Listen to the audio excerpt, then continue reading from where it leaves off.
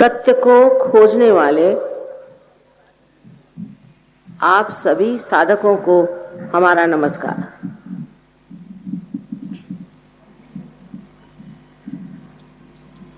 सबसे पहले ये जान लेना चाहिए कि सत्य है वो अपनी जगह पर है, उसे आप बदल नहीं सकते, उसकी आप कल्पना नहीं कर सकते और न ही आप उसे जान सकते। इस मनुष्य धारणा में आप सत्य को जान नहीं सकते। इस उत्क्रांति में, इवोल्यूशन में आप इंसान बन गए, लेकिन आपने एकमेव सत्य को नहीं जाना।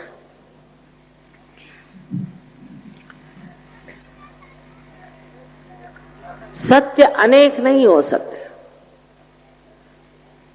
जब आप सत्य के प्रांगण में आ जाएंगे तो आपको आश्चर्य होगा कि सब लोग एक ही बात को सत्य मानेंगे। फिर किसी तरह का झगड़ा हो ही नहीं सकता, कोई उसमें वाद विवाद हो नहीं सकता। अगर सबको एक ही चीज दिखाई दे रही है और जानी जाती है, तब फिर ये जो अलग अलग तरह की धारणाएं बनी हुई हैं, ये सब इकट्ठी समेट जाती है।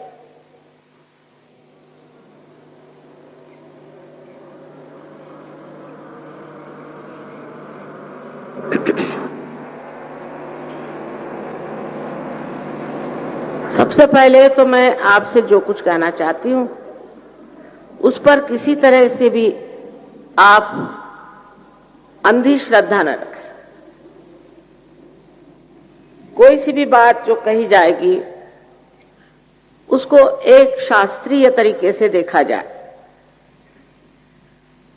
जो लोग कहते हैं कि परमात्मा नहीं है, उनकी कोई शक्ति नहीं है, उनके लिए यही कहा जा सकता है कि ये बड़ी अशास्त्रीय ढंग की बात है, घटिया बात है। क्योंकि अगर आपने अभी पता ही लगाया नहीं कि परमात्मा है या नहीं और आप ऐसे ही कहते रहे कि परमात्मा नहीं है, तो ये बड़ी अहंकार की बात है। कम से कम शास्त्रीयता से इसको पता लगा ले। अगर वो है तो फिर तो मानना होगा। इसी प्रकार जो कुछ भी आज आपके सामने मैं निवेदन कर रही हूं, उसको आप पड़ताल लें, देख लें। अगर वो सिद्ध हो जाए तो एक ईमानदार इंसान के नाते आपको उसे मानना पड़ेगा। क्योंकि ये जो सत्य है, इसी से हमारे सारे प्रश्न छूट जाए। आपका जो व्यक्तिगत पर्सनल जो प्रश्न है वो तो छूट ही जाएगा, किंतु आपके समाज का, आपके देश का, यहां तक कि सारे विश्व के प्रश्न छूट सकते। इसका कारण यह है कि हम अपने अंदर की व्यवस्था को जानते नहीं कि परमात्मा ने हमारे अंदर कोई व्यवस्था बनाई है या नहीं। हम अपने को भी नहीं जानते। हाँ, कहने को हम कह सकते हैं कि ये मेरा घर है, ये मेरी मोटर है, ये मेरे बच्चे हैं। मेरे पर मेरा ये जिससे आ रहा है, ये मैं कौन? इस मैं को हम जानते नहीं। 3-4 किताबें पढ़ लेने पर सोचने लग जाते हैं कि हम बड़े जानकार। किताब पढ़ने से जानना नहीं हो सकता, वो बुद्धि पुरस्सर है, बुद्धि में बैठता है। लेकिन बुद्धि से परे जो सत्य है उसको जानने के लिए आपको एक और छलांग मारनी है, और वो है आत्म साक्षात्कार। क्योंकि सत्य ये है कि आप शरीर, बुद्धि, मन, अहंकार आदि जो उपाधियां हैं वो नहीं है। इसी से आप परेशान और त्रस्त हैं कि आप उन्हीं को मैं समझे बैठे, किंतु आप शुद्ध आत्मा है। अभी तक ये कार्य विशेषता इस महाराष्ट्र में होता था, किंतु परंपरा ऐसी थी कि एक गुरु, एक ही शिष्य को ये आशीर्वाद देता। सो इसी महाराष्ट्र में ज्ञानेश्वर जी जैसे बड़े महान संत हुए। उन्होंने अपने गुरु जो उनके भ्राता थे, उनसे इजाजत मांगी, उनसे परमिशन मांगी कि किसी तरह से आप मुझे ये इजाजत दे दीजिए कि मैं जो अब ज्ञानेश्वरी लिख रहा हूं उसमें इसके बारे में लिखूं कि आत्मदर्शन कैसे होता है। और उन्होंने अपने 6ठे अध्याय में बहुत साफ तरीके से कुंडलिनी का वर्णन किया। हालांकि कुंडलिनी का कार्य हजारों वर्ष से इस देश में होता है, लेकिन वो एक गुप्त तरह से था जो नाथपंथियों ने चलाया। उन्होंने 6ठे अध्याय में लिखने के बाद जो धर्म मार्तंड थे, उनको तो कुंडलिनी के जागरण के बारे में या कुंडलिनी के बारे में कुछ भी मालूम नहीं था, तो उन्होंने कहा ये चीज निषिद्ध। जब उन्होंने कहा कि ये चीज निषिद्ध है, तो आम जनता जो है उसने सोचा कि भाई जो निषिद्ध चीज है उसे क्यों पढ़ा जाए, उसे क्यों जाना जाए। लेकिन उसके बाद 16वीं शताब्दी यहीं पर इसी महाराष्ट्र में अनेक साधु संत, हम लोग भूल गए उनको, उन्होंने यहां अपना खून सींचा और अनेक बार कुंडलिनी पर उन्होंने बताया। छत्रपति शिवाजी महाराज के गुरु रामदास स्वामी, उनसे पूछा गया कि ये कुंडलिनी का जागरण कितनी देर में होता है, तो उन्होंने कहा तत्क्षण, उसी क्षण होता है, किंतु लेने वाला चाहिए और देने वाला चाहिए। ये सारी बातें अब किताबों में रह गई और बाकी सब बेकार की बातें आज समाज में फैल रही हैं। वो इस तरह से फैल रही हैं जैसे कोई आग फैलती, और हमारे समाज का सर्वनाश इसी फैलती हुई आग से होने वाला है, क्योंकि हमारे पास सत्य का दीप नहीं है। हम देख नहीं पाते कि कहां हम जा रहे हैं, हमारा रास्ता कौन सा है, हम किस मार्ग पे अग्रसर हो रहे हैं। विशेषकर विदेशी लोगों पर का असर स्वतंत्रता के बाद हमारे ऊपर बहुत जोरों में आ गया। पहले तो हम अंग्रेजों से लड़ते रहे, तब तक हमारी संस्कृति के प्रति हमारी श्रद्धा रही, और हमारे महान जितने भी नेता हुए उन्होंने भी उस संस्कृति का बड़ा मान रखा। आपको ये कहने में मुझे जरा भी हिचक नहीं होती कि भारतीय संस्कृति से बढ़ के संसार में कोई संस्कृति नहीं। इन बाहर के लोगों को म्लेच्छ कहा जाता था। ऐसा कहना है जहां की एक बार ईसा मसीह कश्मीर में शालिवाहन राजा से मिले थे। शालिवाहन ने बाद में यहां भी राज्य किया। तो उन्होंने उससे पूछा कि भाई तुम कौन हो? ईसा मसीह ने कहा मेरा नाम है ईसा और मैं म्लेच्छों के देश से आया हूं, यही मेरा देश है, मुझे यही अच्छा लगता है। तो उन्होंने कहा कि राजा शालिवाहन ने कि भाई तुम उस जगह जाओ जहां म्लेच्छ रहते, यहां आकर तुम क्या काम कर सकोगे, तुम्हारा तो कार्य म्लेच्छों के बीच में है। और वो जब गए तब 3.5 साल बाद उनको क्रूस पे लटका दिया गया। म्लेच्छ का अर्थ है मल इच्छ, जिनकी इच्छा मल के ही ओर जाती। भारतीय संस्कृति पवित्रता को मानती, मनुष्य की पवित्रता अंदर बाहर होनी चाहिए। इस पवित्रता के सहारे ही हमारा यहाँ का संसार चलता था और इसीलिए पवित्रता का आदर किया जाता था। जो मनुष्य अपवित्र है और जो मनुष्य गंदे काम सिखाता है, ऐसे आदमी को हमारे यहाँ कोई स्थान नहीं।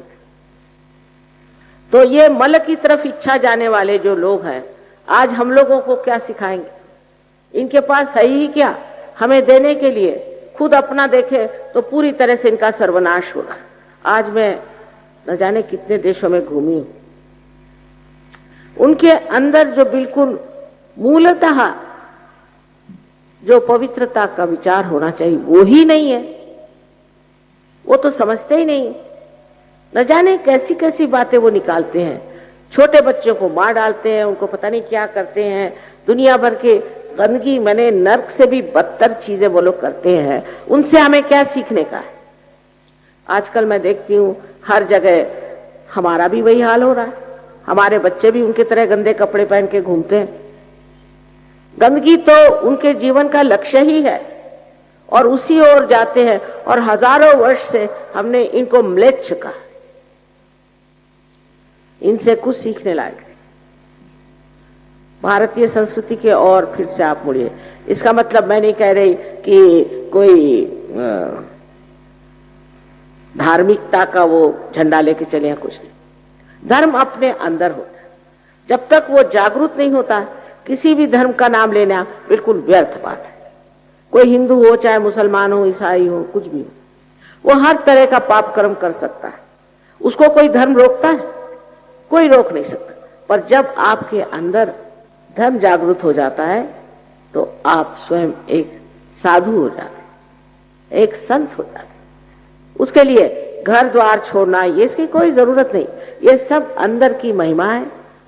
इसीलिए जब हम अंदर के अंतरतम अपने सौंदर्य को जानते हैं, अपने गौरव को जानते हैं, तभी हम अपनी इज्जत करना शुरू कर देते हैं।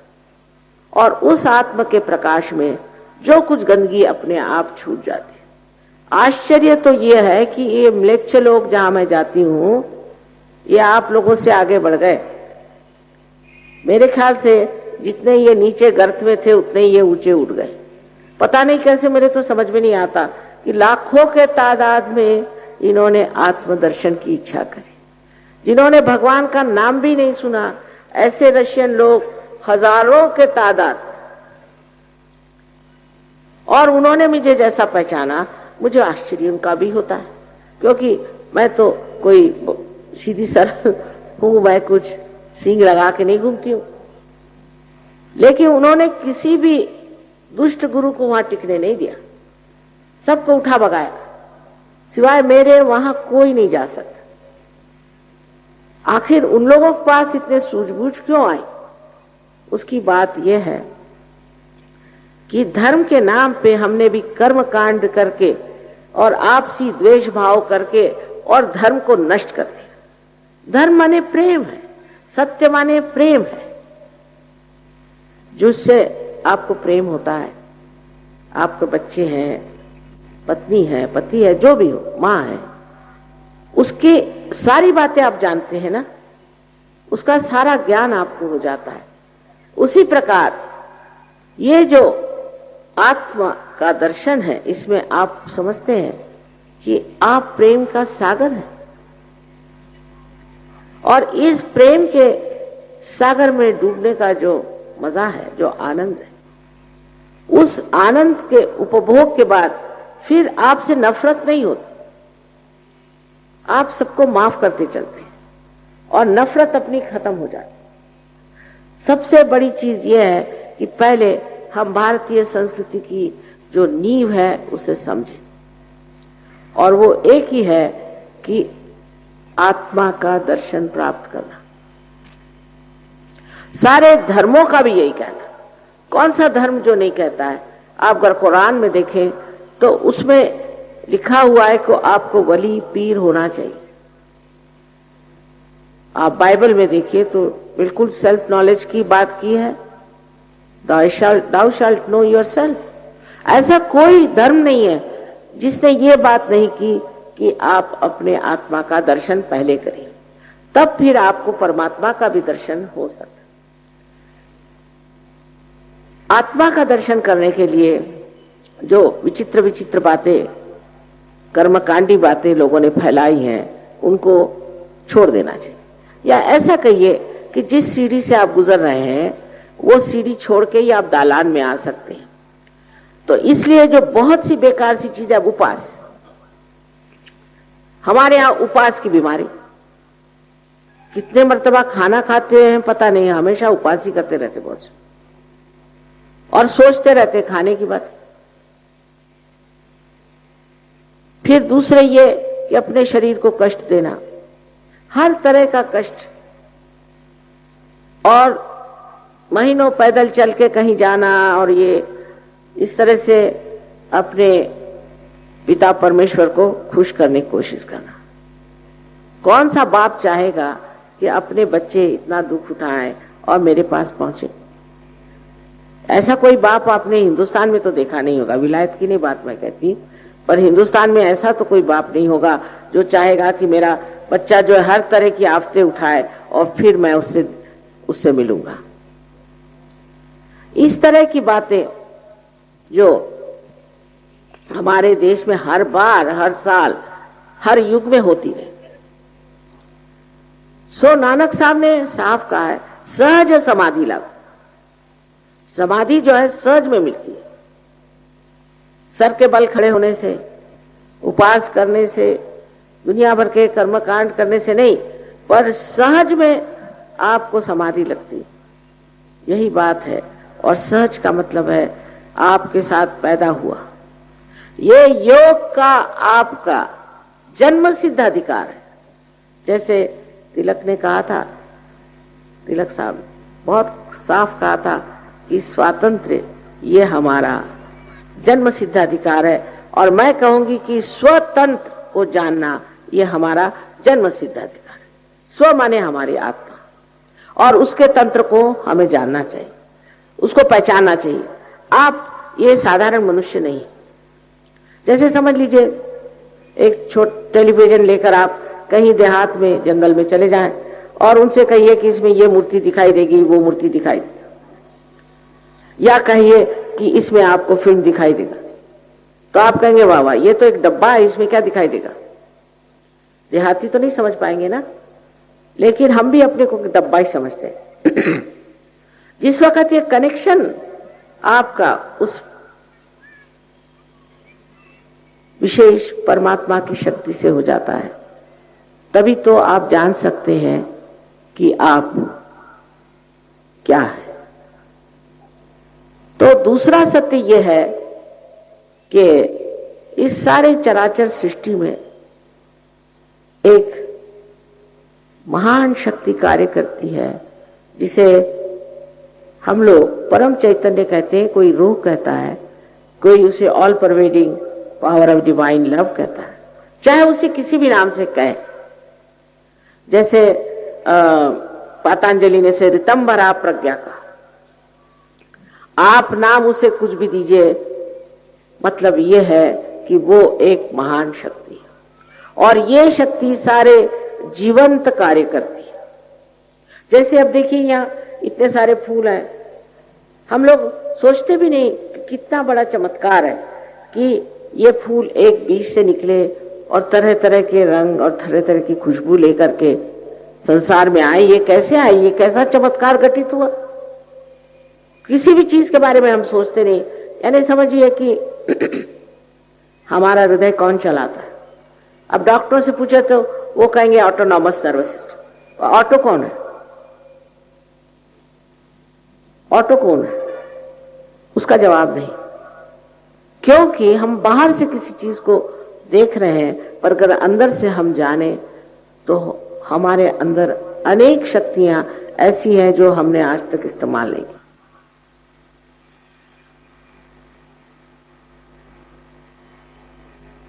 अब आत्म साक्षात्कार में क्या होता है ये बता देना जरूरी है। हालांकि एक लेक्चर में सारी बात नहीं बता जा सकती। सबसे पहले आपके अंदर एक शक्ति है जिसे कहते हैं कुंडलिनी शक्ति। इसको कुंडलिनी इसलिए कहते हैं क्योंकि इसमें छोटे छोटे, जिसे हम लोग कुंडल कहते हैं, सर्कुलर, वैसे 3.5 सर्कुलर कुंडलों से बनी हुई ये शक्ति, और इसको स्त्री का रूप हम मानते हैं।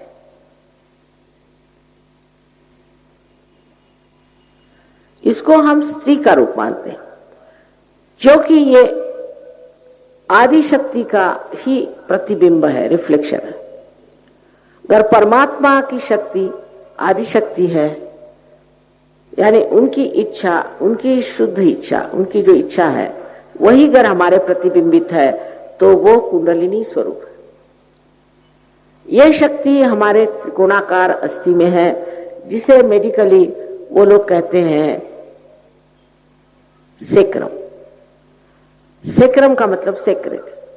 इसका मतलब कि ग्रीक लोग जिन्होंने ये नाम दिया है वो लोग जानते थे कि ये शक्ति हमारे अंदर सेक्रेट बोन में है। इतना ही नहीं, उनकी जो देवी है आदिशक्ति, उसको वो अथीना कहते हैं।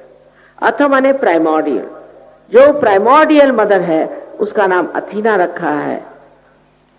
इतनी चीजें उनसे मिलती हैं। अगर आप कभी जाएं ग्रीस तो देखिएगा कि आपको आश्चर्य होगा कि हमारे शास्त्रों में ग्रीस के बारे में कितना कुछ लिखा गया। लेकिन ये सब होते हुए भी इसका ज्ञान आधा अधूरा ही लोगों में था, क्योंकि जो पाते थे वो प्यार के और आनंद के सागर में खो जाते थे। और लोग भी उस जमाने में ऐसे थे, इतने लोग कहां जो कि सत्य के खोज में आए। कबीर ने कहा है, कैसे समझाऊं सब जग अंधा। वाकई में यह हालत थी, कोई जानना ही नहीं चाहता था। सब अपने अपने ज्ञान में खोए हुए, अपने अपने शान में खोए हुए, अपने को पता नहीं क्या समझते थे। और जो उन्होंने बात कही है आज वो बात नहीं।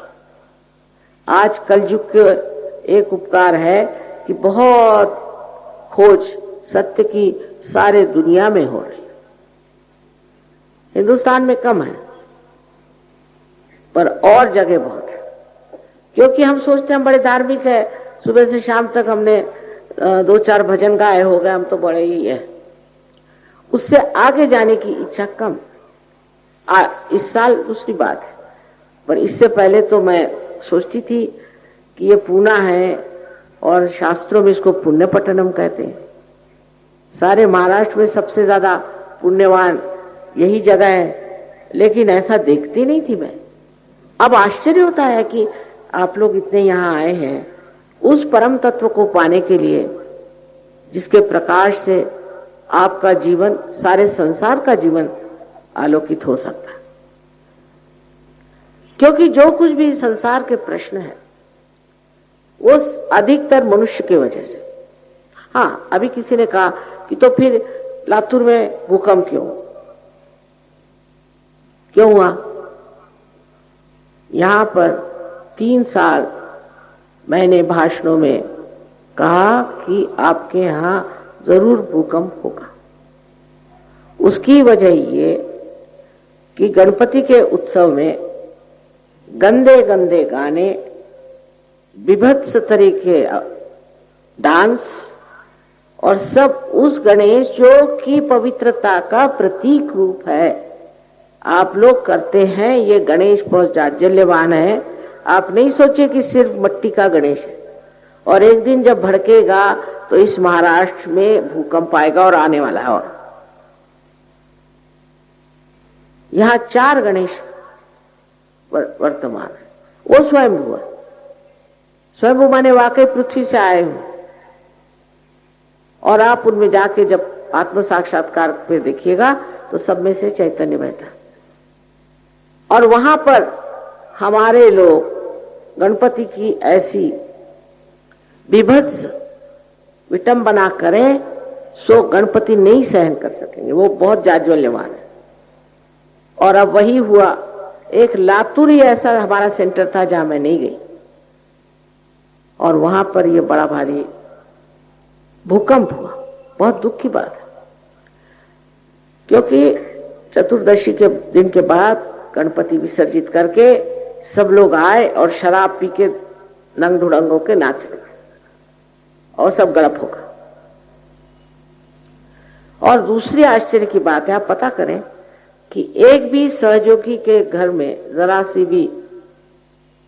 सी भी कोई ऐसी लकीर भी नहीं आई और एक भी सहयोगी मरा नहीं।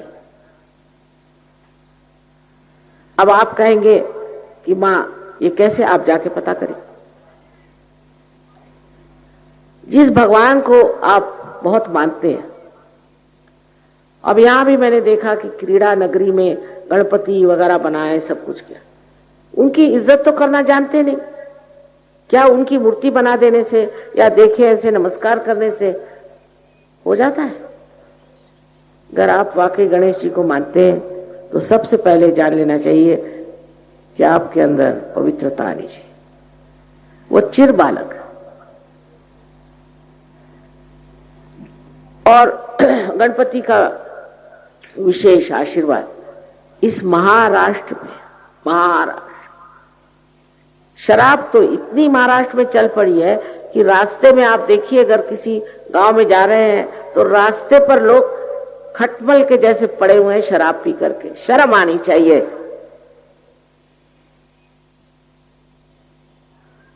इतनी शराब जो महाराष्ट्र में आ गई, मैंने तो सोचा था मैं महाराष्ट्र में अब प्रोग्राम ही नहीं करूं। औरतें, आदमी सब बेशरम जैसे शराब पीते हैं और इसका परिणाम जो होगा वो मैं जानती हूं, बहुत भयंकर। लेकिन आत्म साक्षात्कार के बाद आप पी नहीं सकते। आप कोशिश कर लीजिए, आप पी नहीं सकते। क्योंकि अगर किसी से कहे शराब मत पियो तो आधे लोग उठ के चले जाएंगे, अरे ये कैसे, क्या हमारा तो सारा ही मजा करके किरकिरा हो, हम कैसे रहेंगे बगैर शराब के।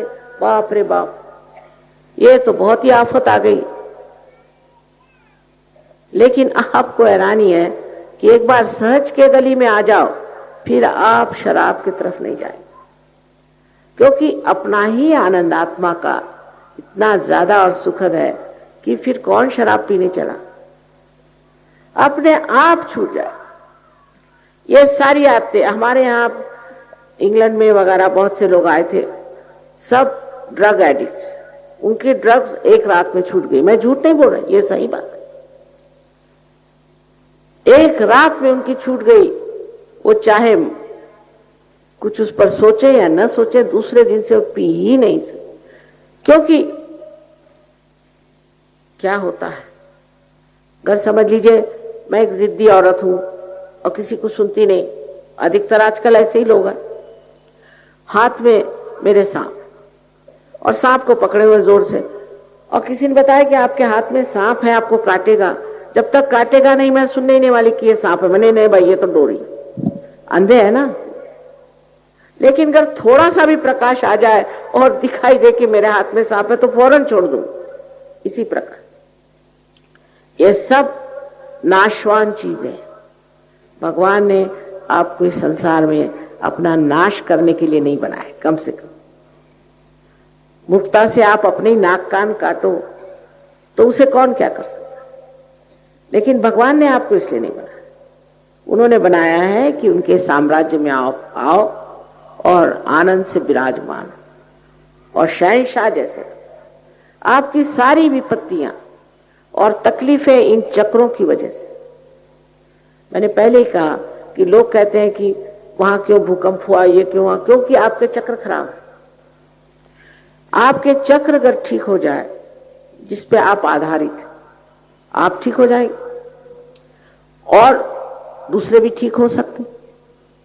इस तरह से अगर बहुजन ऐसा समाज हो जाए कि जो सब आत्म साक्षात्कारी हो, जिसके अंदर आत्मा का प्रकाश हो, तो दुनिया ही बदल जाए। आप देखिए, एक साक्षात्कारी आदमी के हाथ का जो चैतन्य है, उससे आपके यहाँ की जो बड़ी समस्या खाने पीने की है वो बहुत आसानी से सुलझ सकती है। कैसे कि इस चैतन्य से आपका जो एग्रीकल्चर है, खेती का जो व्यवहार है, सो आपकी खेती कभी कभी 10 गुना हो जाएगी और नॉन हाइब्रिड सीड से भी आप खेती कर सकें। हमने यहां पर एक एक्सपेरिमेंट करके और हमारे यहां एक सूर्य फूल बना है। वो 2 फुट बड़ा था, 2 फुट उसकी सर्कमफरेंस नहीं, उसकी डायमीटर 2 फुट। और उसको देख करके फिर पेपर वालों ने भी छापा, कलेक्टर इन भाई ने भी माना, पर बस खत्म। उसके बाद कोई आए नहीं। अरे 1-2 पैसा भी नहीं उसके लिए खर्च करना, आपकी खेती बढ़ सकती है, आपकी हिंदुस्तानी गाय दूध दे सकती है और इन दूसरे गायों से तो दूध पीना ही नहीं चाहिए। आप भी इन लोगों जैसे पगला जाएंगे। जैसे विदेश के लोगों को कोई रास्ता नहीं मालूम कहां चलना है और कहां नहीं जाना, उसी तरह आप भी हो जाएंगे। इन गायों के तो दूध पीने ही नहीं चाहिए, लेकिन अपनी ही गाय का दूध इतना बढ़ जाता है। और अब तो महाराष्ट्र में इतना दूध बढ़ गया है कि मैंने सुना कि दूध को वो समुद्र में फेंक दे रहे। इतना तो आपके यहां दूध आ गया। और तो भी आश्चर्य की बात यह है कि लोग सहज के गौर नहीं आते, जो आसानी से आप प्राप्त कर सकते। इसमें कोई हम आपसे पैसा नहीं लेते, नहीं आपको कोई पैसा देना है। इसका पैसे से क्या मतलब हो सकता है? परमात्मा को क्या पैसा और आपके बैंक वगैरह मालूम है क्या? ये तो आपका सरदर्द है। आपको जब आशीर्वाद मिलता है तो सबसे पहले आप समझते हैं कि आपके हाथ में चैतन्य की लहरियां बनी। कुरान में लिखा है कि जब कियामा आएगा, जब तुम्हारा ऐसा समय आएगा कि पूरी तरह से आदमी बदल जाएगा, यही कियामा, उस समय आपके हाथ बोलेंगे। ये मोहम्मद साहब ने लिखा है और आपके खिलाफ शहादत देंगे। ये मोहम्मद साहब ने लिखा हुआ। लेकिन कितने मुसलमान सहज में आएंगे या कितने हिंदू सहज में आएंगे, ये परमात्मा जानता है। उससे तो रशियन अच्छे, जिन्होंने कभी कोई धर्म नहीं जाना, कभी भगवान नहीं जाना, कभी कृष्ण को नहीं जाना, राम को नहीं जाना, वो खट से सहज में आ गए और जम गए, सबके सब जम गए। ये कैसे हुआ? क्योंकि उनमें जड़वाद नहीं है, मटेरियलिज्म नहीं है। हमारे यहां तो जड़वाद ही भी खा गया। उसमें तरह तरह की गंदगी आती। आज जड़वाद ने हमारे देश को भी जकड़ लिया। मैं मानती हूं कि संसार में जो आप रह रहे हैं, आपको जीने के लिए भी बहुत कुछ करना पड़ता है, लेकिन सहज में आते ही आपके सामने लक्ष्मी खड़ी। लेकिन लक्ष्मी का स्वरूप समझना चाहिए। वो शराबियों के पास नहीं आती और जुगारियों के पास भी नहीं आती और जो बदतमीज इंसान होते हैं उनके पास भी नहीं आती। आपको अगर आप लक्ष्मीपति हैं तो दिखाई देगा कि आप लक्ष्मीपति। एक तबीयत बदल जाती और वो तबीयत कंजूसीपना और दूसरों को नीचे दिखाना छोड़ करके एक बहुत ही उदात ऐसी एक हस्ती, एक पर्सनालिटी बन जाती है। और उसका जो मजा है वो हजारों चीजें होने में भी नहीं। फिर आप कला को समझते हैं, आप गरीबों को समझते हैं, आप सब चीज को समझते हैं और उनके लिए क्या भला है ये भी सोचते हैं। एक दूसरा ही जीवन शुरू हो जाता है और आपका जीवन भी खुशहाल रहता है, आपके घर में भी सौख्य रहता है। अब एक बात है, हम लोग शांति की बहुत बात करते हैं। आजकल तो बहुतों को शांति का अवार्ड भी मिलता है। अब इन लोगों को भी मैं जानती हूँ, कुछ मेरा नसीब ऐसा है कि ऐसे भी लोग बहुत मिलते हैं मुझे। उनके शांति कहां से होगी? वो तो इतने गुस्सैले लोग हैं कि उनसे आप बात नहीं कर सकते। उनके पास जाइए तो बीच में कुछ डंडा वंडा लेके जाइए, नहीं तो आप पे कब बिगड़े पता नहीं, और इनको शांति के अवार्ड मिलते। जिसके अंदर शांति नहीं, वो कौन सी शांति बाहर दे सकता है बताइए। आपके शांति का स्थान अंदर है। तो कुंडलिनी के जागरण के वक्त उस स्थान पर, उस मौके पर आप पहुंच जाते, वो आपका मुकाम जहां आप शांत हो जाते हैं।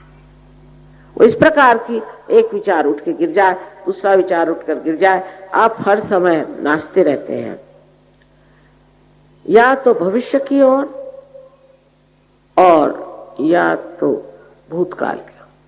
सब विचार वहीं से आते। वर्तमान में आप खड़े नहीं हो सकते। अगर आपसे कहा जाए इस वक्त आप वर्तमान में खड़े नहीं हो सकते। आपका चित्त फौरन आगे जाएगा या पीछे जाएगा।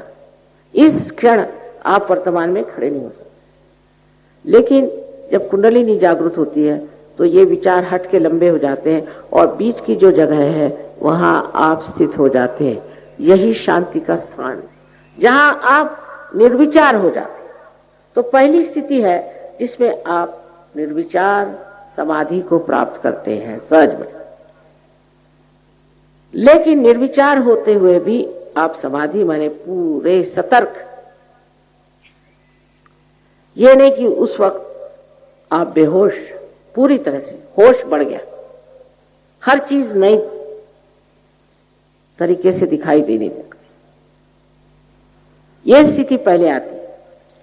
और जब ये कनेक्शन आपका पक्का हो जाता है इस सर्वव्यापी शक्ति के साथ पूरी तरह से, तब आपको निर्विकल्प समाधि की प्राप्ति होती। और इससे आप दुर्बल नहीं, सबल हो जाते, क्योंकि आपकी शारीरिक जो कुछ भी व्यथाएं हैं वो ठीक हो जाती। यह बात बिल्कुल सही है कि जो लोग एक बार सहज में आए वो बीमारी से छुटकारा पा गए और बाद में बीमार नहीं हुए। ये बात बिल्कुल सही। और ऐसी ऐसी बीमारियां जिसका इलाज डॉक्टर लोग कर ही नहीं सकते। इसका मतलब नहीं है कि सब डॉक्टरों के पेट पर पैर आएगा, ये कभी नहीं। क्योंकि अधिकतर जो रईस लोग होते हैं बहुत ज्यादा, वो डॉक्टरों के ही पास जाएंगे ना। उनके पास पैसा होता है तो वो डॉक्टर खरीद सकते हैं, मुझे तो खरीद नहीं सकते। लेकिन कुछ रईस लोग भी आते हैं। मानसिक स्थिति बहुतों को खराब है। आजकल एक बीमारी चली है स्ट्रेस। जो देखो उसे स्ट्रेस। स्ट्रेस क्यों होता है? क्योंकि आप जब कार्यान्वित होते हैं तो आपके अंदर अहम भाव बढ़ता है और वो सर पे छा जाता है, एक शिरस्त्राण जैसी यहाँ पर। लेकिन जब कुंडलिनी जागृत होती है तो वो इस ब्रह्मरंध्र को छेद देती है और मानो एक छेद सा, जिसमें से आपकी सारी परेशानियां, आपका सारा स्ट्रेस निकल जाता है। और आप महसूस कर सकते हैं कि आपके सर के अंदर से ही ठंडी ठंडी हवा आ रही। उसमें शंका करने कोई बात नहीं, क्योंकि आप ये सब हैं, ये आप ही की शक्ति है। आप ही के अंदर से ही जागृत हुई और आप ही को इसने आशीर्वादित किया। समझ लीजिए कि आपकी अपनी व्यक्तिगत मां है, आपके बारे में सब जानते हैं। जैसे टेप रिकॉर्ड होता है, ऐसे इसने अपने अंदर सब आपके बारे में जान रखा और वही आपको पुनर्जन्म देती है और आपका दूसरा जन्म होता है जिसके लिए वो लालायित है। इसमें हमारा आपका कोई लेना देना नहीं बनेगा, कोई भी नहीं, क्योंकि आपकी शक्ति है। अब समझ लीजिए कि एक दीप जला हुआ और उसने अनेक दीप जला दिए, तो उसमें उस दीप का क्या लेना देना बना रहा? इसलिए इसमें कोई भी आभार किसी के मानने की बात नहीं है। उल्टे हमें ही आपके आभार मानने हैं कि आप लोग आए और अपने आत्म साक्षात्कार के इच्छा से यहाँ बैठे रहे। इतने देर कोई बैठते भी नहीं लोग आजकल को, तो पता नहीं क्या आदत लग गई है कि वो आराम से इतनी देर शांति से बैठते भी नहीं। बहरहाल जो भी हो, यह आपका अपना अधिकार है। और फिर सबसे बड़ी बात जो होती है कि आपकी आध्यात्मिक उन्नति। आध्यात्मिक उन्नति का मतलब यह है कि आप एक बहुत ऊंचे दर्जे के इंसान हो जाते हैं। आपके हाथों में अनेक शक्तियां दौड़ने लग जाती हैं। आप भी लोगों को पार करा सकते हैं और आप भी लोगों को रियलाइजेशन दे सकते हैं। इसके लिए जरूरी नहीं है कि आप कुछ रुपया खर्च करें या कुछ करें। सिर्फ एक बात है कि थोड़ी नम्रता जरूर होनी चाहिए। अब हमारे जो जहां पर ये लोग प्रोग्राम वगैरह करते हैं, बहुत सर्वसाधारण तरह की जगह है। उसमें क्योंकि हम लोग पैसा ऐसा लेते नहीं ना, उसमें जैसे भी है बहुत विद्वान लोग हैं और आपको सब बता देंगे कि आपके अंदर चक्र कैसे हैं और वो चक्रों की शुद्धता कैसी करनी है और आप किस तरह से इसको पा करके दूसरों की चक्रों को ठीक कर सकते। तो आपका जो नया आयाम आता है उसे कहते हैं सामूहिक चेतना, कलेक्टिव कॉन्शियसनेस। माने आपके हाथ पर आप महसूस कर सकते हैं अपने चक्र और अपने ही हाथ पर आप दूसरों के चक्र भी महसूस कर सकते हैं। अगर आपको ये मालूम हो कि हम अपने चक्र कैसे ठीक करें और हम दूसरों के चक्र कैसे ठीक करें, बस हो गया। 1 महीने में आप अपने गुरु हो जाते हैं। आप समझ जाते हैं कि आपके लिए कौन सी चीज ठीक है और कौन सी नहीं। समझ नहीं जाते, ये आपके अंदर ये बैठ जाता है। जैसे कोई चीज है वो ठंडी है कि गर्म है, ये आपके नस नस में आप जानते हैं, आपके सेंट्रल नर्वस सिस्टम में आप जानते हैं। इसी प्रकार आप जान सकते। सत्य को आप अपने उंगलियों पे, फिंगर टिप्स पे जान सकते हैं। ये आपके अंदर सब बना हुआ है। जैसे एक ये बना हुआ है इंस्ट्रूमेंट है, लेकिन अगर इसका कनेक्शन मेन से नहीं हुआ तो ये बेकार है। इसी प्रकार आपकी भी कोई विशेष हस्ती नहीं है, पर जब उस परम चैतन्य की शक्ति से एकाकारिता साध्य होती है, तब आश्चर्यचकित आप होंगे कि आप हैं क्या। आपको अपने बारे में कुछ कल्पना ही नहीं है और उस बार जो आपको एक चैन, शांति, यहां तक ऐसा आदमी बहुत कार्यशील हो जाता है, डायनामिक, और उसी वक्त वो बहुत ज्यादा भी प्रेमी, मोहब्बती, कंपैशनेट हो जाता है। उसके आगे सिर्फ एक ही बात रहती है कि मैं किस तरह से सबका भला कर सकूं। बड़ा आनंद। इसके लिए कोई किताबें पढ़ने की जरूरत नहीं है, कुछ नहीं है। बहुत से लोग कहते हैं मां आपकी किताब दे दो, मत पढ़ो।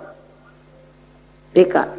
पहले आत्म साक्षात्कार को प्राप्त करके और उसको पूरी तरह से जमा लो, एस्टैब्लिश करो, उसके बाद पढ़ो। कबीरदास जी ने कहा है, पढ़ी पढ़ी पंडित मूर्ख भये। इस पूना में ही मैंने ऐसे बहुत से देखे हैं, औरों की क्या कहूं। जो ज्यादा पढ़े हैं, इतने बुद्धिवादी हैं कि उनसे आप बात ही नहीं कर सकते। वो कुछ बोलिए, वो किताबी बताने लगता है, भाई तुमने कुछ लिखा है, तुम्हारा कोई विचार है कि तुम इसने कहा, उसने कहा, उसने कहा, उसने कहा। लेकिन जो चीज आपके भले के लिए, जो आपके हित के लिए है, बेनेवलेंस के लिए है, उसको, उससे क्यों मुंह मोड़ा जाए, उसको क्यों न पा लिया जाए। ये मेरी समझ में नहीं आता था, पर अब देखती हूं कि लोग समझ रहे हैं और समझ रहे हैं कि हमारी जिंदगी जो है वो किसी न किसी विशेष रूप के लिए बनी हुई। इसलिए नहीं कि पैदा हो और बच्चे पैदा करो और उसके बाद इंश्योरेंस करो और मर जाओ, इसके लिए नहीं। इससे कहीं अधिक हमारी जिंदगी का मूल्य है और उस मूल्य को हमें मराठी में भी, हिंदी में भी, अंग्रेजी में भी, जो भाषाएं आती। लेकिन ये लेक्चर भी जो है एक तरह से दिमागी जमा खर्च। जब तक आप उस परम तत्व को प्राप्त नहीं करते तब तक सब बेकार। इसलिए आप अपने अंदर ये इच्छा रखें, शुद्ध इच्छा इस वक्त रखें। एक ही है शुद्ध इच्छा, बाकी तो अशुद्ध है। क्योंकि कोई सी भी इच्छा करो, आज किसी ने इच्छा करी कि मैं एक मोटर खरीदी मोटर, कुछ नहीं, फिर मुझे घर चाहिए, फिर घर मिल गया तो अब मुझे एरोप्लेन चाहिए, एरोप्लेन नहीं तो फलाना चाहिए। वो अंत ही नहीं होता। इसका मतलब आपकी जो इच्छा थी नहीं, वो आपकी इच्छा ही पूरी नहीं होती। इकोनॉमिक्स में कहा जाता है ना कि wants are not satiable in general, वही बात है। तो वो कौन सी वांट है, वो कौन सी डिजायर है जो संतुष्ट होती है? वो शुद्ध इच्छा, इस परम चैतन्य से हमारी एकाकारिता साध्य। और फिर उसके बाद स्वयं आप देखिएगा कि जिसे हम चमत्कार कहते हैं, हजारों चमत्कार होंगे। और आप मुझे लिखकर भेजते हैं कि माँ ये हो गया, फिर ऐसा हो रहा था तो मैं पता नहीं कैसे मैं बच गया, फिर ऐसा हुआ, फिर वैसा हुआ। यानी इतना लिखा है लोगों ने। पहले हमने सोचा था चलो किताब ही छाप दें, तो अब वो किताब के उसके तो वॉल्यूम्स छापने पड़ेंगे। मैंने कहा छोड़ो, काहे को छापना, लोगों को अनुभव ही करने दो इसको कि आप कितने सुंदर हैं, आप कितने गौरवशाली और आपकी कितनी विशेषता है, इसको खुद ही जानो। जब तक आपने अपने अंतरतम को जाना नहीं और जब तक बाह्य से ही उसको जानते रहे, तब तक आप समझ ही नहीं सकते। और उसके लिए आपको खास कुछ करना नहीं, क्योंकि इस पवित्र भूमि पर आप बैठे हुए हैं। मैं आपको बताती हूं कि हिंदुस्तान में जागृति देना बहुत आसान है मेरे लिए, पर लोग आते हैं और बाहर मुश्किल है, मेरे हाथ टूट जाते हैं उनको जागृति देते देते, घंटों तक मेहनत करनी पड़ती है, पर वहां लोग आते हैं। दांत है तो चने हैं और चने हैं तो दांत नहीं। और बाहर के जो लोग हैं वो ऐसे जमते हैं, ऐसे जमते हैं, एक बार पार हो गए तो जमते हैं उसमें। पर यहां देखिएगा आप, अभी आप 50,000 आए, चाहे जितने भी आए, बाद में सेंटर में 4 आदमी पहुंचे। ये हुआ क्या? वही बात जो ईसा मसीह ने कही थी कि कुछ बीज हैं वो अंकुरित हुए पर वो पहाड़ों पे पड़े और सड़ गए। वही हालत, अंकुरित होने पर वृक्ष होना ही चाहिए। आप जितनी अपनी इज्जत करेंगे, अपने आत्म साक्षात्कार का अनुभव गहराई से पाना चाहेंगे, उतनी ही आपकी बुद्धि होगी और आपके सारे लाभ हो सकते हैं।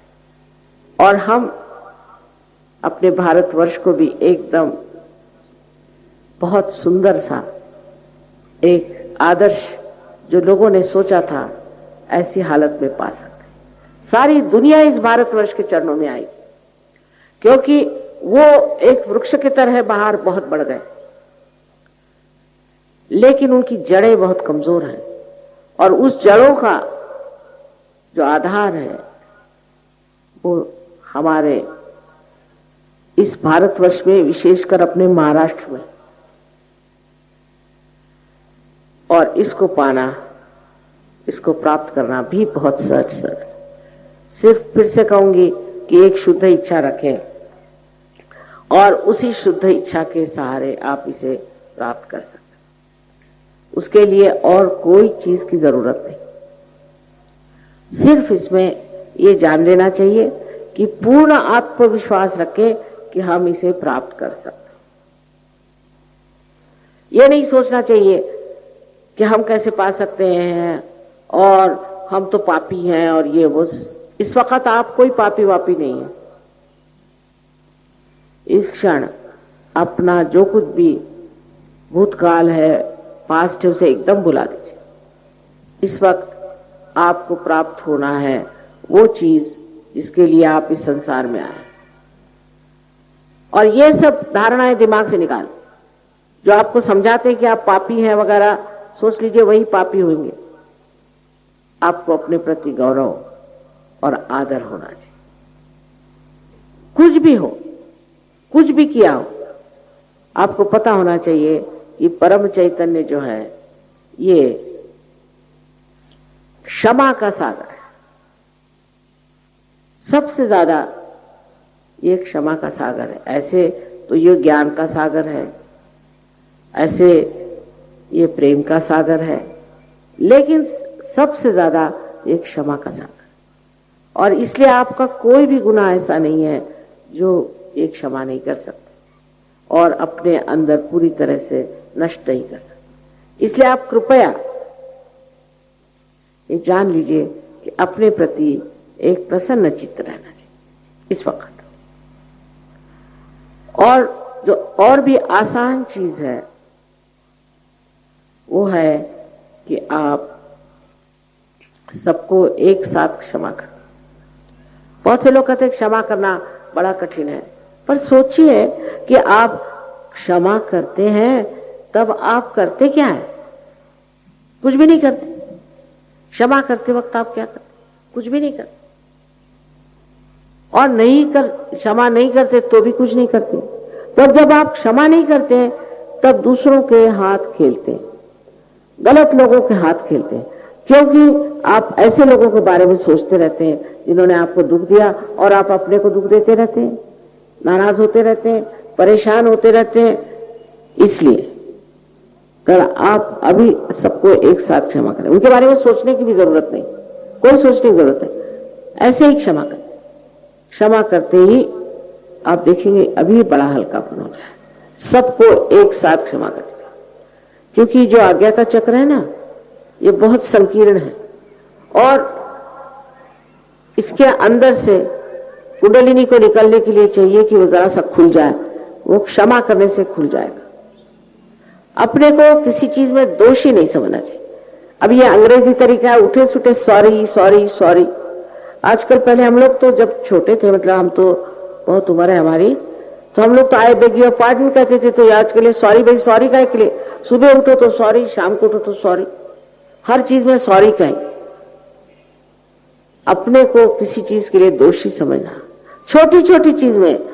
अंग्रेजी तबीयत ऐसी होती कि अगर आपने चम्मच को उल्टा पकड़ लिया तो हो गया, आप काम से गए। ऐसे ही विचित्र लोगों को क्या कहना चाहिए? अरे भाई, कोई किसी को मार डाले या कुछ करे तो ठीक है, उसी पे वो रात दिन रोते रहेंगे कि अरे मैंने तो चम्मच उल्टा पकड़ लिया था। तो क्या हो गया? ऐसी जो संस्कृति है उथली बिल्कुल, कि चम्मच कैसे पकड़ते हैं आप और कप कैसे पकड़ते हैं और खाना आप कैसे खाते हैं, अरे इसमें रखा क्या? ऐसी उथली संस्कृति के लोग जो हैं वो अपने को बहुत दोषी समझते हैं। हिंदुस्तानी कम है ऐसे, तो उनका ये चक्र पकड़ता, और जब ये चक्र पकड़ता है तो इससे अनेक बीमारियां हो सकती है। तो स्पॉन्डिलाइटिस नाम की जो बीमारी है जिसमें हड्डियां हिल जाती हैं, या अंजाइना नाम की बीमारी है। जो लोग अपने को सोचते हैं कि मैं बड़ा दोषी हूं और बात बात में सॉरी करते हैं, ऐसे लोगों का ये पकड़ा जाता। और इससे आगे चल के हो सकता है कि सारे आपके जो शरीर के अवयव हैं वगैरह वो भी सब लिथार्जिक हो जाए, इसलिए वो भी आलसी हो जाते हैं। इसलिए काहे को बेकार में अपने को दोष देते बैठना? आप में कोई दोष नहीं, जैसे भी है परमात्मा को प्यारे, उन्होंने आपको बनाया, वही जान ले। जो कुछ भी दोष है या निर्दोष है वही जाने। आप क्यों अपना कायदा कानून चलाते हैं, अपना न्याय देते हैं, अपना जजमेंट करते हैं? उनको करने दीजिए, और नहीं तो कुंडलिनी है वो अपना जजमेंट दे दे, पर आप अपने को दोष मत दीजिए। बस यही 3 बातें मुझे आपसे कहनी है। अगर आपने ये 3 बातें अभी कर ली मेरी बात मान करके कृपया, तो आपकी कुंडलिनी फौरन जागृत हो जाएगी।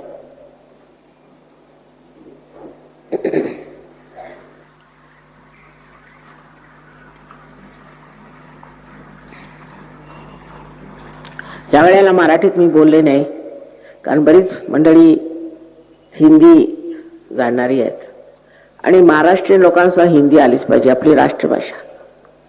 ज्यांना आपल्या राष्ट्राबद्दल प्रेम आहे त्यांनी हिंदी भाषा ही शिकली पाहिजे, त्यात काही कठीण नाही। एकही जर तुम्ही भाषा शिकू शकला नाही तर सहयोग कसा करणार? ही काही संस्कृतात बोलत नाहीये, मराठी ही फार उच्च भाषा आहे, याबद्दल शंका नाही, आणि अध्यात्माला फार पोषक आहे। त्यातही काही शंका नाही. पण सगळ्यांना समजेल अशीच भाषा बोलली पाहिजे. कारण पूर्वी कुंडली जागरण एकच दोघांचं होत असे. आज सर्व समाजाला जर हे जागरण द्यायचं आहे तर जी भाषा सर्वांना समजते तीच वापरावी लागते. म्हणून मराठी लोकांनी वाईट नाही वाटून घेतलं पाहिजे की माताजी मराठीत का बोलल्या नाहीत. मराठी माझीच भाषा आहे, तशीच हिंदी पण माझी भाषा आहे. आणि सर्वांनी हिंदी शिकून बघा. काय अगदी सोपी आहे मराठीच्या माने. हिंदी बोलणाऱ्यांना मराठी कधीच येणार नाही, शक्यच नाही. इतकी कठीण आपली मराठी भाषा. 2 शब्द बोलले की कळेल की हे नाहीत म्हणून आपल्या इकडचे. तेव्हा तुम्हाला जी भाषा सरळ आणि सहज आहे ती शिकली पाहिजे.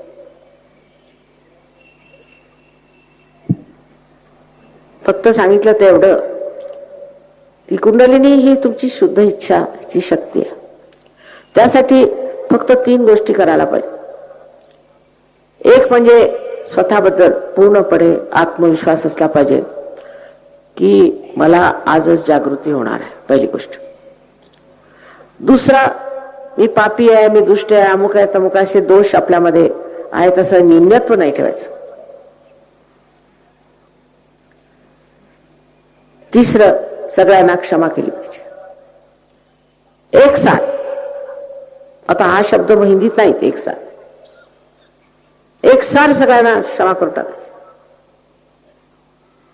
कारण तुम्ही क्षमा करा अथवा नका करा, काहीही तुम्ही करत नाही, पण क्षमा नाही केली मात्र तुम्ही अशा लोकांच्या हातात खेळता जे तुम्हाला त्रास देतात. आणि आज्ञाचक्र उडायला क्षमा करणं फार जरुरी आहे. तेव्हा कृपा करून सगळ्यांना क्षमा करू. तर चौथी गोष्ट अशी आहे की आत्मसाक्षात्कारानंतर आम्ही पूर्णपणे ह्याच्यात उतरू असं मला वचन द्यायला पाहिजे. चौथी बात यह है कि आत्मसाक्षात्कार के बाद हम पूरी तरह से इसमें अपने को ढालेंगे और अपना हम इस परम चैतन्य का जो भी योग हुआ है उसको स्थापित करेंगे.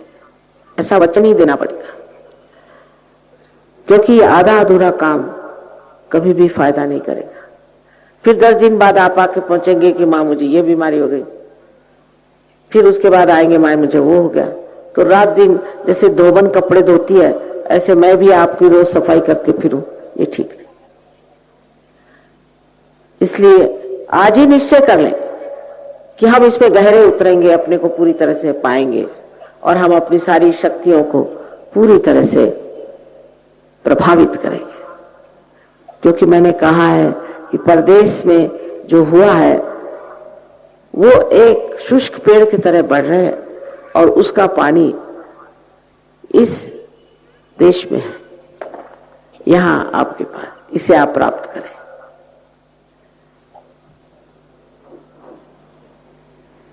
सबको मेरा अनंत आशीर्वाद.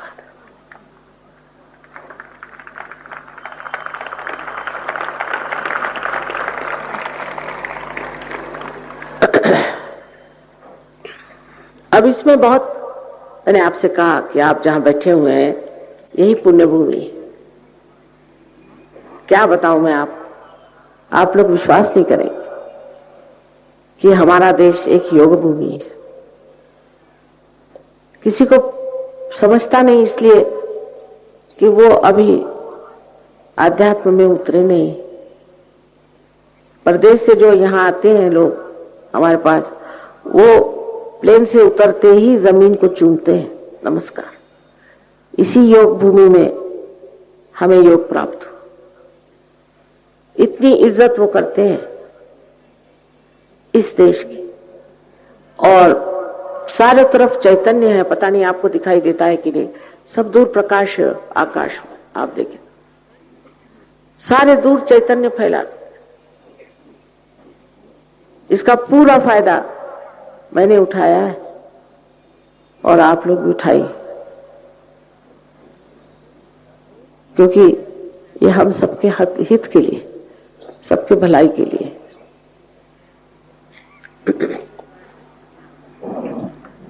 अब एक बात और है कि किसी पे जबरदस्ती नहीं हो सकती। जिनको सहयोग करना है वो करें और जिसको नहीं करना है वो जाए, क्योंकि ये समय ऐसा आया हुआ है जिसको कि कहते हैं लास्ट जजमेंट। अब जिसको चाहिए कि वो परमात्मा की ओर जाए उनके लिए ठीक है, और जो नहीं चाहते उनके लिए भी ठीक है। किसी पे जबरदस्ती नहीं हो सकती, क्योंकि आपकी जो स्वतंत्रता है उसका मैं मान रखती, और उसके लिए आप अगर नहीं चाहते तो बेहतर है कि आप लोग तशरीफ बाहर ले जाएं। इसके लिए कोशिश करने से भी नहीं होगा। जो यहाँ क्रिटिसाइज करने बैठे हैं और बड़े घोड़े पे सवार आए हैं, उनको नहीं मैं पार कर सकती, माफ करिए। सिर्फ वही लोग पार होंगे जो जानते हैं नम्रता पूर्वक कि हमें अपने आत्मदर्शन को प्राप्त करना। सो आप सबसे ये विनती है कि जो लोग नहीं चाहते वो कृपया यहाँ से बाहर चले जाएं तो अच्छा होगा, और जो लोग खड़े हैं वो कृपया बैठ जाएं। इस जमीन का फायदा उठाना चाहिए। बसूं गया।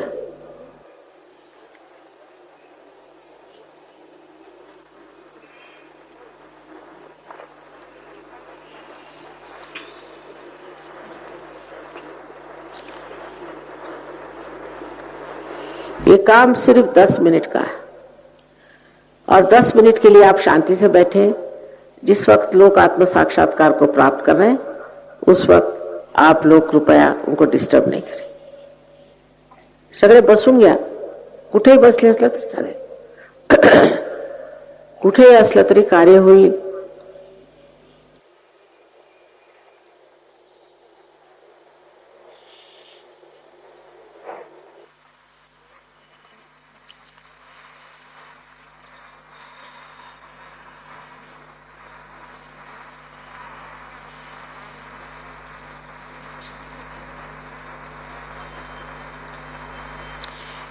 अब आपके पैर में अगर जूते हो तो उसे उतार दें और दोनों पैर जमीन पर अलग अलग रखें। जो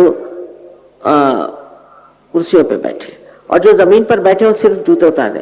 पायातल्या पहाडा वगैरे काढून ठेवा, डोळे काढून ठेवा।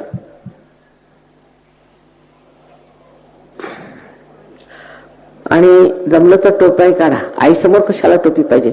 मी काय मिनिस्टर नाही आहे। आईचा हात नेहमी डोक्यावर असतो, कारण ब्रह्मरंध्र छेदायचं आहे ना।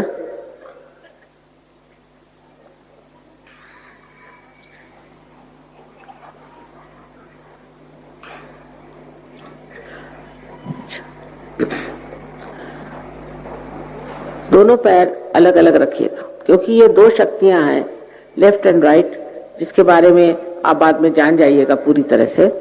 अभी जो है दोनों पैर अलग अलग रखिए। जो लोग कुर्सियों पे बैठे, अब दोनों हाथ मेरी ओर ऐसे करें। चश्मे भी उतार दीजिए, क्योंकि अब आंख बंद हो जाएगी आपकी, तो कोई जरूरत नहीं। दोनों हाथ ऐसे करें।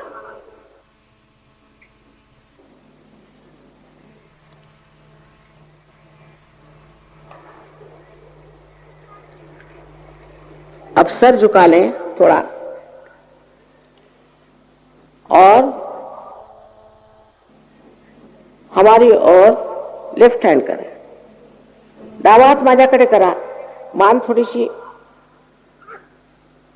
वाकून घ्या आणि डावा हात माझ्याकडे, और आंख बंद कर लें, डोळे मिटा।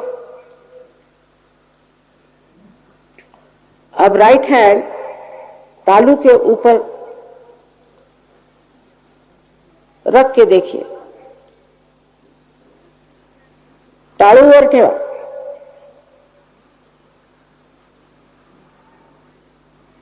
वर म्हणजे आधांतरी, डोक्यावर नाही, टाळूवर आधांतरी धरायचं।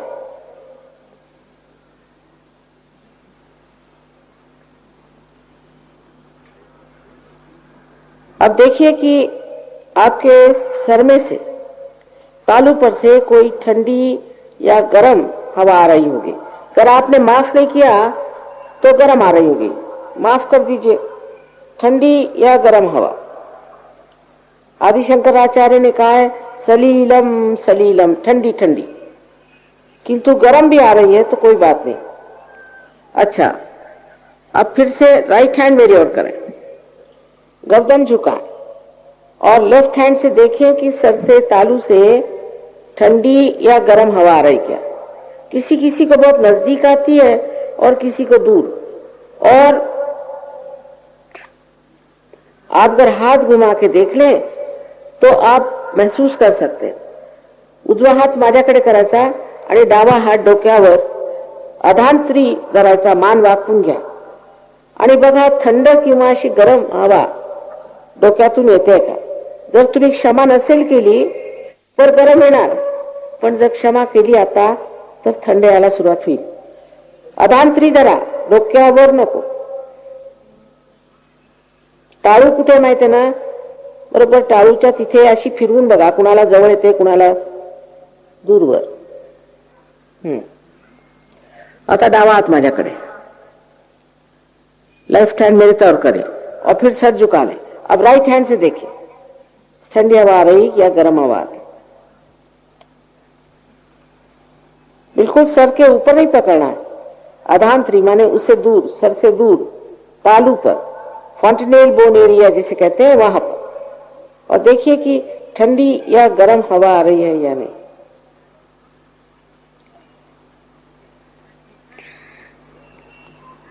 हाँ, अब दोनों हाथ आकाश की ओर करें और सर ऊपर करें और मन में एक प्रश्न पूछें। आप मुझे मां कहें या श्री माता जी। मां, ये क्या परम चैतन्य है? ये प्रश्न 3 बार आप पूछें। क्या मां ये परम चैतन्य है? अगर आप ईसाई हो तो पूछे mother is this the cool bridge of the Holi ghost. आप मुसलमान हैं तो पूछिए क्या यही रूह है? 3 बार पूछिए।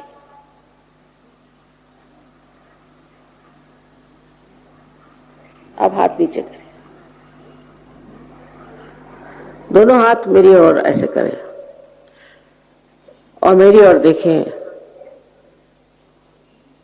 निर्विचार हो गए, आप हो सकते हैं निर्विचार।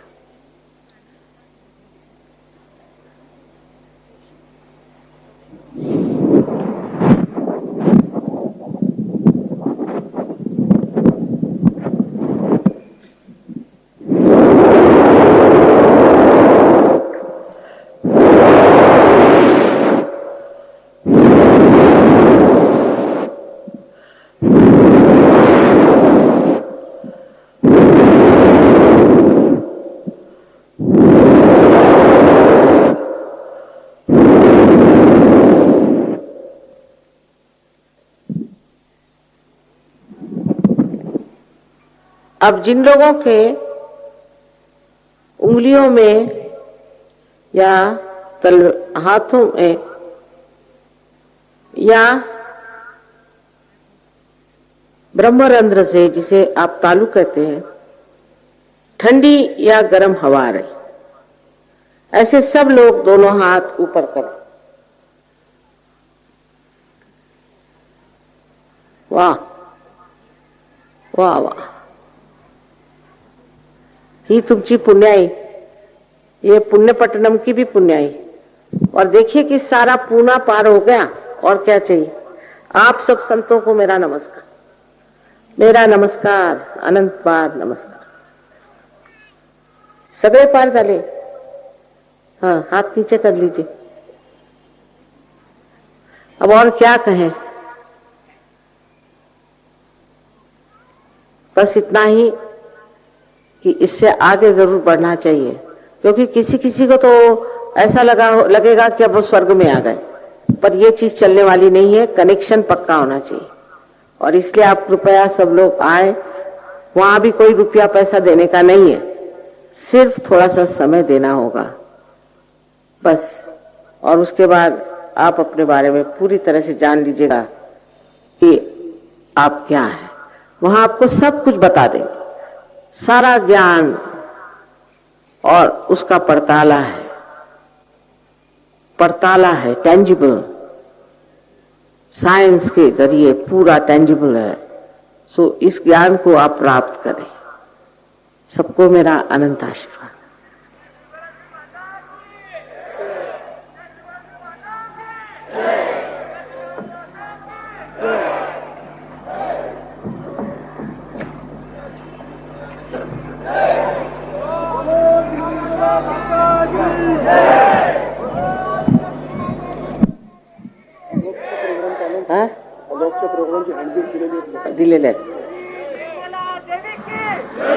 फॉलोअप के प्रोग्राम के हैंडबिल्स बांट दिए हैं। आप लोग जरूर आइए, इसको प्राप्त करें। अगले साल मैं आऊं तो इतने सारे आत्मा के वृक्ष खड़े हो जाएंगे, फिर क्या इस देश में रह जाएगा? कौन सा प्रॉब्लम रह सकता है?